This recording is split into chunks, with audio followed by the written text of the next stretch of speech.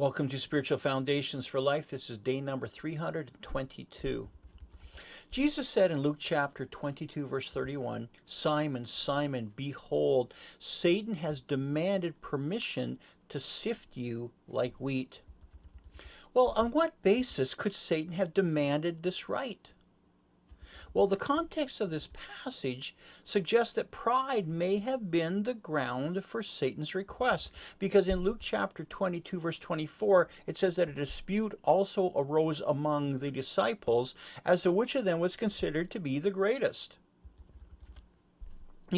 God had kicked Satan out of heaven because of his pride, according to Isaiah chapter 14:12 and Luke chapter 10, verse 18. So Satan may have been demanding that God do the same to Peter because of Peter's pride.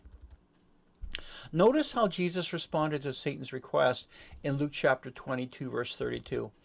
He said to Peter, "But I have prayed for you, Simon, that your faith may not fail.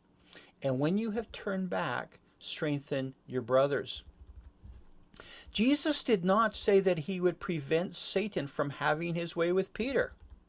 Because if the issue really was pride, then it was Peter who was going to have to deal with his own pride, not Jesus. Peter responded that he was willing to die or go to prison for Jesus, according to Luke chapter 22, verse 33.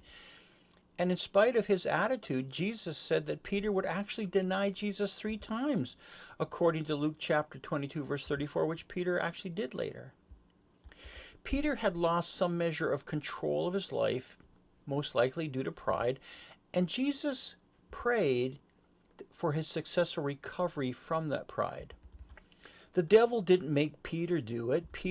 It was Peter that denied Jesus, because in his pride he allowed himself to become vulnerable.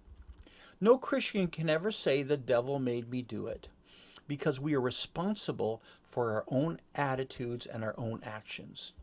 Satan simply takes advantage of the opportunities that we give him.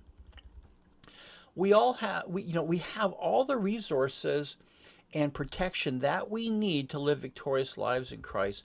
But when we leave the door open for the devil by not resisting temptation or accusation or deception, he will enter through that door, that place, that opening. We won't lose our salvation in those moments, but giving ground to the enemy will affect our daily victory.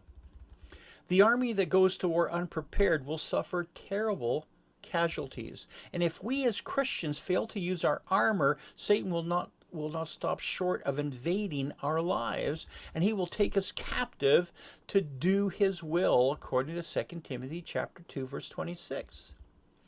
The word, the flesh, and the devil are continually at war against the life of the Spirit within us. And if we use our bodies as instruments of unrighteousness, then we allow sin to reign in our mortal bodies, according to Romans chapter 6, verses 12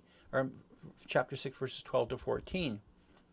If we fail to take captive every thought to the obedience of Christ, according to 2 Corinthians chapter 10, verse 5, we will end up being deceived. If we fail to forgive from our hearts, Jesus himself said he will turn us over to the tormentors, according to Matthew chapter 18, verses 34 and 35.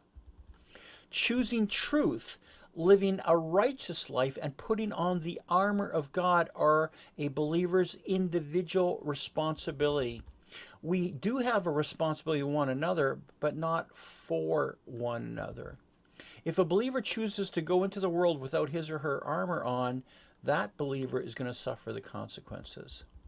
As much as that may be a matter of concern to us, we still cannot make those decisions for others or assume responsibility for others.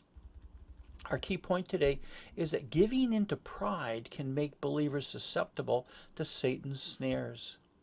And our key verse, Matthew chapter 9, verse 29 says, "Then Jesus touched their eyes and said, 'According to your faith, let it be done to you.'"